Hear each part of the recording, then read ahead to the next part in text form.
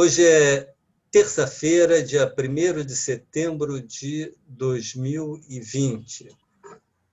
Pois é, saíram os dados do PIB brasileiro no segundo trimestre de 2020, aquele período que pegou em cheio o pior momento da pandemia. O PIB brasileiro, nesse primeiro trimestre, caiu 9,7% em relação ao trimestre anterior, com ajuste sazonal. Foi pior do que muitas análises recentes, muitas projeções recentes vinham antecipando. No entanto, eu queria aqui aproveitar para dizer o seguinte: este comportamento do PIB brasileiro no segundo trimestre nada tem de, digamos assim, idiosincrático de próprio. Pelo contrário, ao contrário disso, foi o comportamento padrão. Só para dar um exemplo interessante, o PIB dos 37 países da OECD, Organização para a Cooperação e Desenvolvimento Econômico, que são as principais economias do mundo, são 37, caiu em média 9,8% no segundo trimestre. Do Brasil, 9,7%, ou seja, praticamente a mesma coisa. Então, está acontecendo alguma coisa de isso que existe de comum e associado à pandemia é o que está afetando, obviamente, o PIB brasileiro, e a gente não está. O mais importante, os fatores idiosincráticos próprios não afastaram muito o Brasil desta média. E mais, os outros países também não, houve uma concentração muito grande. Pegando esse mesmo dado da OECD, das 37 economias, só 2 tiveram um comportamento que destoaram para melhor, cuja queda foi inferior a 5%. Foi Finlândia e Coreia, cuja queda foi em torno de 3, pouquinho por cento. E só 3 destoaram muito para pior, ou seja, tiveram quedas superiores, por exemplo, a 15%.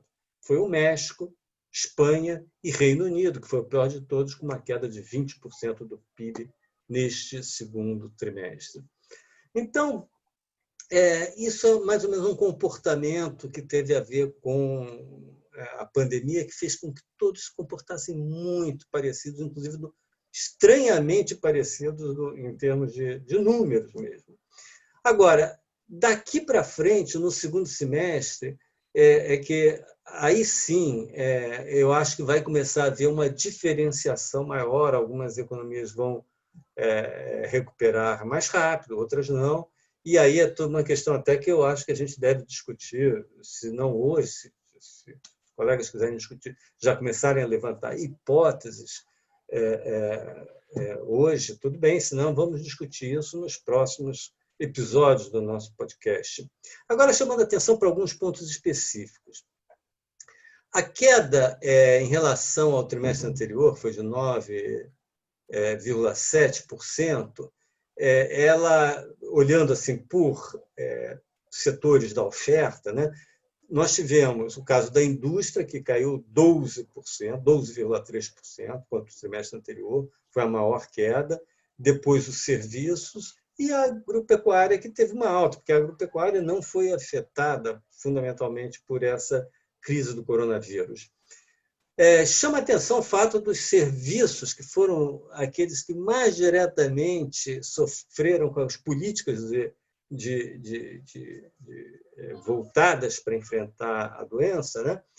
Caíram menos que a indústria. Mas isso porque a indústria, se vocês forem lembrar, no mês de abril, a queda da indústria foi espetacular, puxada, por exemplo, pela automobilística, que tem um peso muito grande, e que simplesmente ficou com produção zero no mês de abril. Isso aí puxou, e não só ela tem um peso grande, como ela tem muitas conexões com outras indústrias, puxou tudo para baixo. E os outros setores também foram afetados, isso é verdade. Mas a indústria, quando a gente olha os dados mensais desde então, depois de abril, a gente vê que a indústria está recuperando muito rápido e os serviços não, né? Essa é uma questão para o futuro. Provavelmente, no próximo trimestre, quem vai estar pesando mais na queda pesando negativamente, desculpa, não na queda, negativamente no comportamento do PIB, vai ser o setor de serviços, que, aliás, é um setor muito empregador. Isso aí é toda uma questão importante para discutirmos, né? Quando a gente olha pelo lado da demanda, o consumo das famílias, o que caiu mais foi a formação bruta de capital fixo, por razões óbvias, 15,4%. Depois, o consumo das famílias, 12,5%, e o consumo do governo, 8,8%. O setor externo contribuiu positivamente, porque as exportações de bens e serviços cresceram um pouquinho, enquanto as importações tiveram uma queda forte, de 13%. Mas o que eu queria chamar a atenção, e aí, para encerrar minha participação, é sobre esse interessante comportamento do consumo, né? O consumo das famílias despencou, né? 12,5%. Quando a gente olha, o que a gente vê é que esse consumo das famílias caiu mais do que o PIB, que caiu, lembrem, 9,7%. E caiu mais do que a renda disponível bruta do país. A renda, né? O PIB é um conceito muito próximo do conceito de renda, né? A renda disponível bruta do país caiu muito menos do que o consumo. Isso, uma outra forma de ver isso é perceber que a poupança agregada subiu, o que é uma coisa que há algum tempo atrás seria pouco intuitiva, né? Só para dar um exemplo, a renda da economia caiu, era 14%, ou desculpa, a poupança da economia era 14% da renda no segundo trimestre do ano passado, agora é quase 16% da renda disponível bruta no segundo trimestre deste ano. Mas existe um outro fator que a gente tem que chamar a atenção aqui, que é o seguinte: quando a gente fala renda, a gente está falando de uma renda agregada, que é renda do governo e renda do setor privado, onde estão as famílias, né?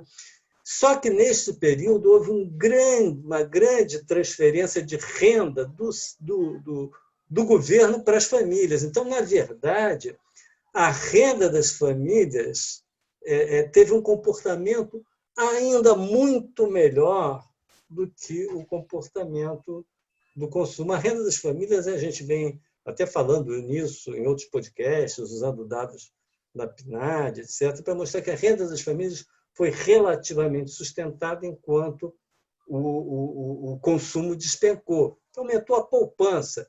A questão, quando a gente quer pensar o futuro, os próximos semestres, é o que vai ser feito, como é que vai ser o comportamento das pessoas em relação à sua renda e o consumo, né? Vão continuar poupando, vão aproveitar até uma parte dessa poupança que está em diversos instrumentos de poupança e de repente aumentar mais o consumo. Desse comportamento da chamada propensão a consumir, vai um pouco depender até o desempenho da economia nos próximos trimestres. Mas isso aí é um ponto, assim, são algumas colocações que eu estou fazendo aqui para dar aqui um pontapé inicial para os demais participantes aqui do grupo comentarem sobre esse PIB do segundo trimestre, esses números que nós acabamos de tomar conhecimento hoje. Quem pega a bola? Bom, um primeiro ponto aqui, aí pensando sobre desempenho do PIB no ano, é que, como essa queda foi do PIB no segundo trimestre em relação ao primeiro, e na comparação com o segundo trimestre do ano passado, foi um pouco pior do que se imaginava, na verdade, porque a maioria dos analistas vinha projetando. Isso significa que isso vai ter consequências para o PIB do ano fechado de 2020 em relação ao ano de 2019, consequências negativas. Porque mesmo admitindo, e isso continua sendo o nosso cenário, de que há uma recuperação bem vigorosa que está em curso no terceiro trimestre, e há uma incerteza sobre o quarto relacionada a redução do auxílio emergencial, né, que hoje foi anunciado pelo governo que será prorrogado até dezembro, mas com um valor menor de R$ 300 e não 600. Mesmo levando em conta isso tudo, a gente mantém uma expectativa de uma recuperação muito forte no terceiro e uma incerteza no quarto, que provavelmente significará um crescimento bem mais modesto que no terceiro, mas ainda um crescimento no quarto. Então, na nossa visão, o que essa informação do PIB trouxe é uma informação sobre o que aconteceu para trás, que foi pior do que estava se imaginando. Não muda o que a gente está imaginando, o que está acontecendo na margem, na verdade. Só que, como o ponto de partida é uma queda maior no segundo trimestre, quando você pegar o PIB do ano como um todo, os 4 trimestres, comparar com o ano passado, isso vai ter um efeito negativo. Então, eu acho que hoje, para arriscar um número muito preliminar, que a gente teria que não trabalhamos os dados ainda, uma queda do PIB de 5,5% esse ano parece um número razoável à primeira vista. Não trabalhamos ainda os dados. Antes havia uma expectativa de que a queda pudesse ser inferior a 5%, mais perto de 4,5%. Eu acho que esse dado, pelo efeito estatístico desse mau desempenho no segundo trimestre, redimensiona essa queda para alguma coisa na faixa mais próxima de 5,5%, por aí. Mas isso a ver ainda, porque ainda não trabalhamos de fato os dados. Eu queria falar outras coisas, mas também queria abrir para os meus colegas, porque eu queria falar sobre as incertezas, na verdade, que estão à frente, colocadas para o desempenho, para essa recuperação, que tudo indica que está sendo vigorosa no curto prazo, mas é carregada de incertezas quando a gente olha mais para frente. E eu destacaria principalmente 2 incertezas. Essa primeira, eu chamaria de uma incerteza de curto prazo, que tem a ver com o efeito na atividade econômica da redução do auxílio emergencial, né, de R$ 600 para R$ 300 até o final do ano. Que efeito isso terá? Isso também se conecta com a discussão que o Francisco colocou, uma variável crítica aí vai ser a propensão a poupar.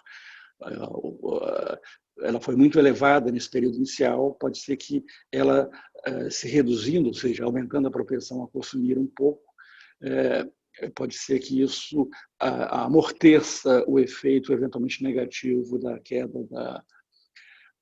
queda que vai ocorrer na massa de rendimentos ampliada, né, a partir da redução do auxílio emergencial. Mas isso é uma incerteza de curto prazo, não é a mais relevante. Quando a gente olha mais para frente, quando a gente foca 2021, a principal incerteza não tem a ver com isso especificamente, com a magnitude do estímulo fiscal e seu impacto na atividade. Aí o quadro é diferente. A grande incerteza para o ano que vem é uma natureza que nada tem a ver com essa, na verdade. Caio, antes de Depois seguir nessa... retomar. Vamos fazer você retomar esse ponto mais que eu adiante, acho crucial, mais adiante. Vamos acabar aqui a nossa rodada inicial aqui sobre o que a gente viu de interessante nesse PIB, como é que a gente está pensando o futuro próximo. Próximo que eu digo nesse segundo semestre, a partir dos resultados. Outra incerteza que aparece nas estatísticas, digamos, além das 2 incertezas que o Caio está colocando, que aparece, chamemos assim, uma incerteza estatística agora. A pandemia, a crise do coronavírus, está significando uma crise estrutural, não, na economia brasileira e nas estatísticas brasileiras. E, em consequência, é difícil, estão mudando os comportamentos das famílias, o comportamento das empresas, mas também estão mudando as séries estatísticas. Um ponto que a destacar também é que as séries com ajuste sazonal mudaram substancialmente neste segundo trimestre de 2020. Tá? O fato de você ter essa mudança estrutural, ruptura estrutural, está mudando também a história passada, quando a gente pensa período contra período anterior. Não? Então, teve uma queda forte do crescimento do PIB no primeiro trimestre de 2020 contra o quarto trimestre de 2019, ele piorou e agora temos também isso. O que significa que, para fazer as projeções que Caio estava falando para este ano, existe essa dificuldade adicional. Tá? Estamos em um mundo onde o passado mudou, onde as estatísticas, pelo menos com ajuste sazonal, mudaram, e isso significa que as projeções para os próximos períodos, que o Caio estava começando a levantar as incertezas, tem essa dificuldade adicional. Provavelmente os analistas vão começar a olhar mais o terceiro trimestre deste ano, 2020, contra igual período do ano anterior e deixar de referenciar suas projeções contra o período anterior por essa mudança estatística. Tá? Então, temos esse probleminha técnico, chamemos assim, estatístico adicional, tá? Que se soma às incertezas que o Caio tinha colocado. Lixa, deixa eu acrescentar uma coisa, que não é a estatística, mas é uma outra ruptura que aconteceu, que foi a seguinte: nos últimos 2 anos, a gente teve um crescimento capitaneado pelo setor de serviços. O setor de serviços é muito empregador, tanto é que a gente via um fenômeno muito estranho na economia, que era o seguinte: o emprego estava crescendo acima do PIB, às vezes 2 vezes mais do que o PIB em termos de taxa de crescimento. O que é ruim do ponto de vista de produtividade, mas era muito bom do ponto de vista do bem-estar da população a curto prazo. O que a gente vai observar agora, daqui para frente, é o setor serviços crescendo muito menos do que o resto. Vai estar capitaneando, continuar sendo o agro e a indústria. O setor serviços ainda vai crescer devagar, porque ele ainda está sujeito a... É o setor da aglomeração, né? É o consumo que implica aglomeração. Então, por isso, ele ainda vai crescer mais devagar. E o fato de ele crescer mais devagar, então, significa que o emprego provavelmente vai crescer muito devagar, e aí faz uma ponte com um ponto que o Caio tinha falado, que é o seguinte: bom, a gente reduz o Corona Voucher, mas será que o crescimento do emprego a um nível... O PIB vai estar crescendo bastante, provavelmente no segundo semestre, mas com o emprego não. Então, essa redução do Corona Voucher vai se conseguir compensar com ela a queda, o crescimento lento da massa salarial, porque o emprego está crescendo pouco. Acho que isso é um ponto para o segundo semestre. Margarida, eu estou vendo... Deixa eu colocar mais um elemento no molho, então, no teu molho, Dudu. Você levantou aí que neste segundo trimestre de 2020 aumentou a taxa de poupança, não, de 14% para 16%. Grande parte desse aumento da poupança tem significado pagamento de dívidas. As famílias têm utilizado, em alguns casos, o auxílio emergencial para pagamento de dívidas que ela tinha. Mas, com isso está liberando recursos para, especialmente, o terceiro e quarto trimestre, final, quando o auxílio emergencial seja reduzido, porque as famílias vão ter menos dívidas para pagar. Então, tem esse elemento do emprego que você colocou, tem um elemento positivo da poupança do segundo trimestre, que ajuda a financiar consumo para o terceiro trimestre, e essas coisas têm que ser medidas, não? Ou seja, isso, exatamente. O que vai prevalecer, né, Lixa? Isso, quais são os efeitos que vão prevalecer, e temos que analisar esse modelo, que vai ter vários complicadores. Então, eu queria chamar a atenção para aquilo que o Caio colocou, que nossa grande incerteza está no ano que vem. Né? E aí a questão da discussão do teto do gasto, de como é que encaixa o programa Renda Básica, Renda Brasil, isso tudo aí vai dar uma grande discussão no segundo semestre. Parece que hoje o governo já avisou que vai encaminhar a reforma administrativa para o Congresso. Né? Pode ser por aí, mas a reforma administrativa ela é justa, ela é meritória, mas os efeitos fiscais dela são efeitos muito diluídos no tempo, né? Então, eu acho que a grande indagação agora, que o segundo semestre vai ser essa discussão o tempo todo, quais são os rumos da política fiscal? Eu queria retomar esse ponto da Margarida, porque para destacar a natureza dessa incerteza do ano que vem, que é muito diferente dessa incerteza de curto prazo sobre o impacto na atividade econômica de redução do estímulo fiscal, em particular do auxílio emergencial. Por que é tão diferente a natureza do problema do ano que vem? Porque nesse ano, a gente está vivendo um ano muito particular, como todos sabemos, onde existe que a gente chamaria de uma licença universal para gastar. O mundo todo, todos os governos estão gastando muito. O Brasil, aliás, se destacou nisso como os que mais deu estímulo fiscal. Então, isso houve uma licença para gastar dada por esse contexto. O que significa que, nesse contexto desse ano, o gasto público, o aumento do gasto público, em particular do auxílio emergencial, que foi o principal deles, é essencialmente positivo para a atividade econômica. É uma situação muito diferente do ano que vem. O ano que vem, o mundo pós-pandemia, no nosso caso, a visão que nós temos é que essa licença para gastar desaparece, na verdade. É um mundo muito diferente. Muitos países, é o ponto que tem sido colocado, muitos países vão continuar usando estímulos fiscais relevantes, mas muitos países vão fazer isso porque podem fazer isso.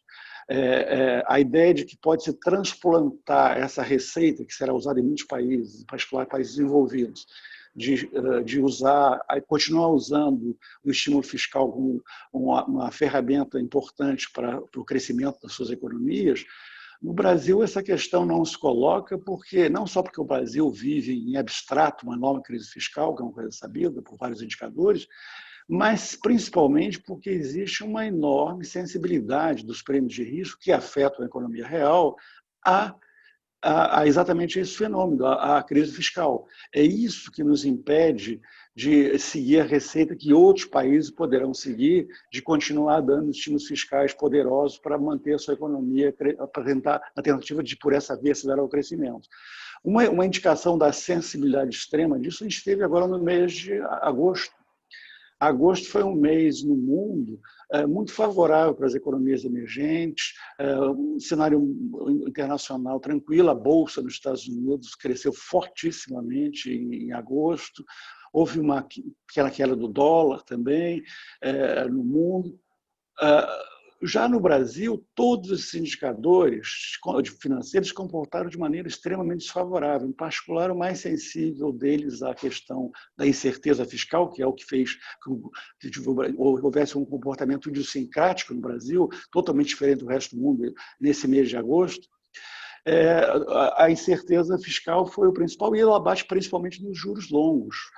Mas todas as taxas, se a gente olhar as taxas de juros de diferentes prazos, todas subiram, todos os juros de diferentes prazos subiram muito no mês de agosto, já refletindo a incerteza fiscal. Então, isso mostra o quanto a questão que a Margarida vai colocando, da grande discussão em torno do teto, da viabilidade fiscal do Renda Brasil, que é a grande questão do ano que vem, vai ser como encontrar espaço para o Renda Brasil.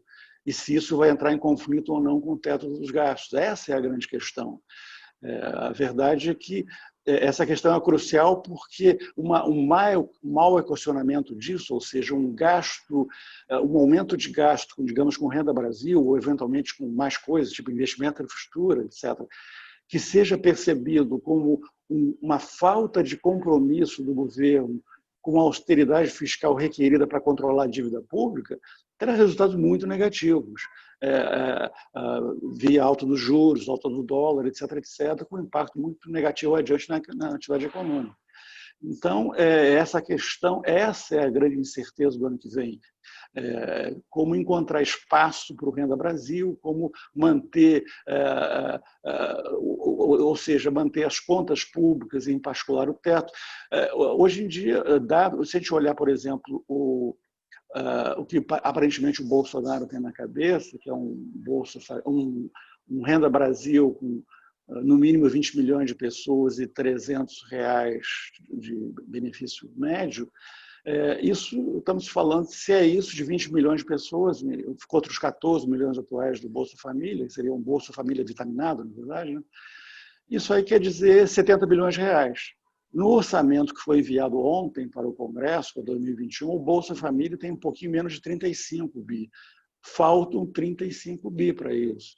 Então, isso é toda uma discussão que não tem tempo de fazer aqui, a gente vai retomar adiante, mas como aparente, à primeira vista, um Renda Brasil com essa dimensão que está na cabeça do Bolsonaro, pelo que tem sido vinculado pela imprensa, é incompatível com o teto. E aí isso desencadeia uma série de discussões sobre o que fazer nesse caso, se o teto sobrevive ou não, e se não sobreviver, de que forma se dará essa flexibilização, e há vários caminhos possíveis, que impacto isso terá nos prêmios de risco.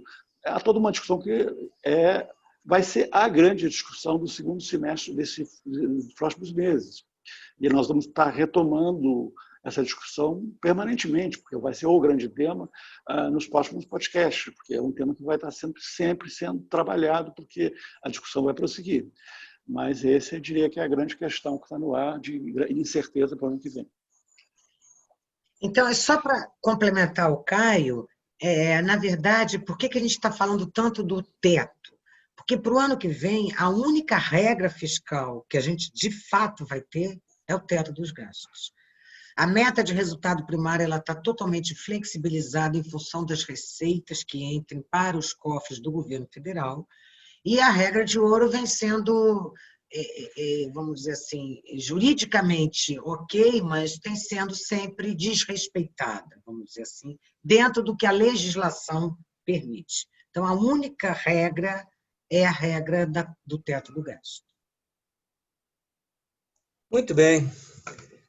Ficamos por aqui. Na próxima semana, na próxima terça-feira, teremos mais um podcast do Grupo de Conjuntura discutindo os temas quentes da conjuntura econômica brasileira. Até lá!